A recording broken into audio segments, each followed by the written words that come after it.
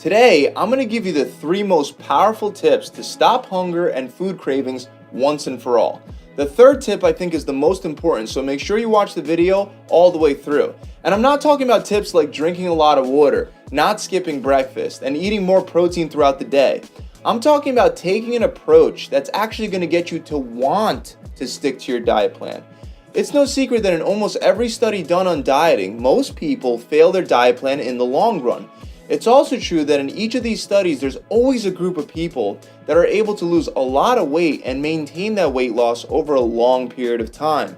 The reason why some are successful while the majority of people are not has much less to do with things like willpower and laziness, and instead has to do more with things like neuroscience and individual psychology, and if we're on the appropriate plan. The same plan is not going to work for everyone, and unfortunately, most studies are done comparing people that are all doing a similar type of diet, such as the low-carb diet or a low-fat diet. So there isn't much flexibility in those diets. Flexibility is a huge thing that has to be taken into account for a long-term diet plan. The best diet is the type of diet where you don't feel like you're dieting at all. And no, that diet is not keto, paleo, Weight Watchers, or vegetarian. I might be great at sticking to paleo, but terrible at sticking to keto. And for someone else, it might be the other way around.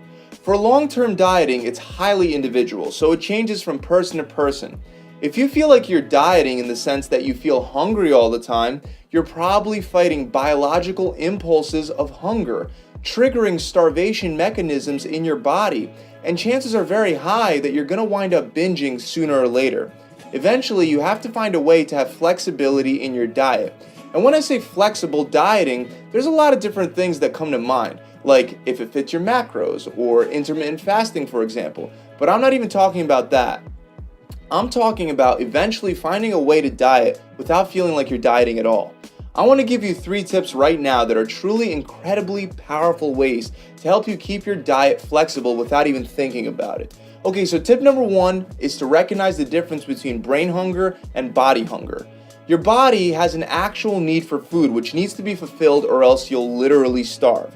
Your mind, on the other hand, doesn't have any sort of need for food at all. However, it's always full of wonderful suggestions of what you can eat to satisfy that physiological feeling of hunger that you're experiencing. Whenever most of us get hungry, especially on a diet, our mind doesn't think, oh man, I'm just dying for some chicken breast and broccoli. We think, I really want some chocolate or some mac and cheese or ice cream. In reality, the chicken and the broccoli would solve the physical feeling of hunger much better, but we're just not wired to think that way. While we're hungry, at least. When we're full, that's a totally different story. The mind hunger disappears and we start to see things clearer. The very valuable lesson here, if you're trying to make a conscious effort to ignore your mind hunger while feeding your physical hunger, you'll almost never binge again.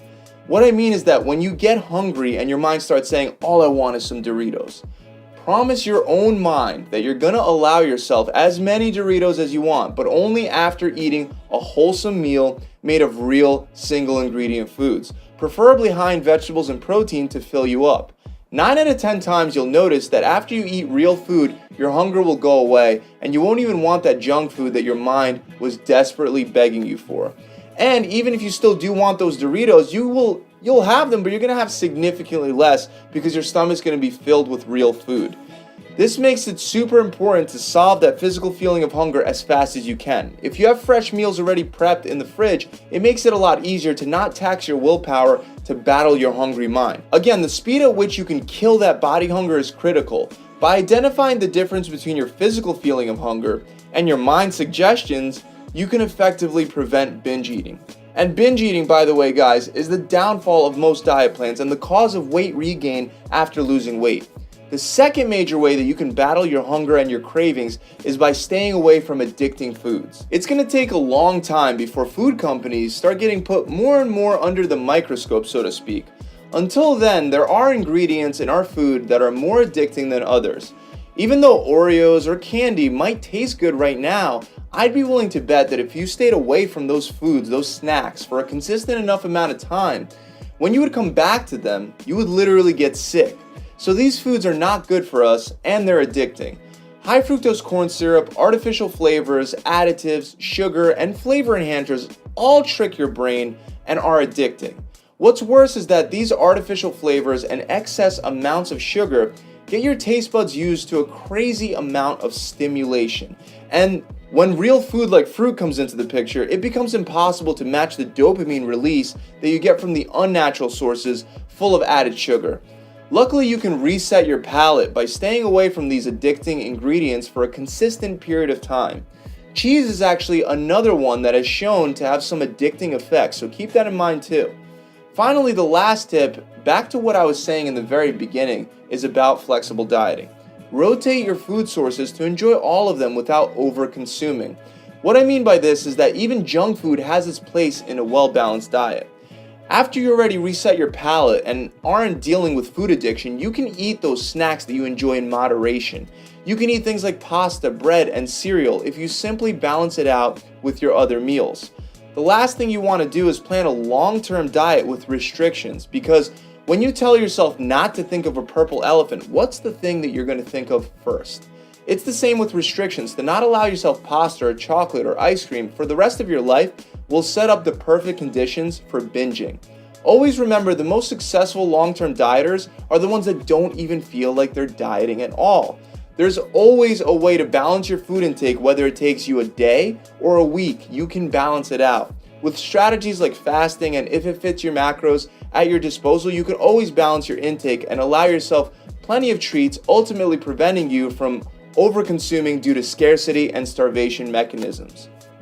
Guys, one more time, these are important. Tip number 1 is to identify the difference between your body's hunger and your mind's hunger.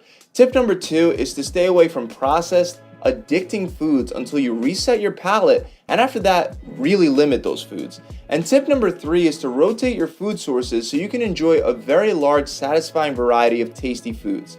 And one last thing, guys, this video is more so for long-term diets. You can be successful with a more restrictive short-term diet plan, and in fact, sometimes being restrictive in the short term can help, but ultimately you will have to transition to a flexible dieting model.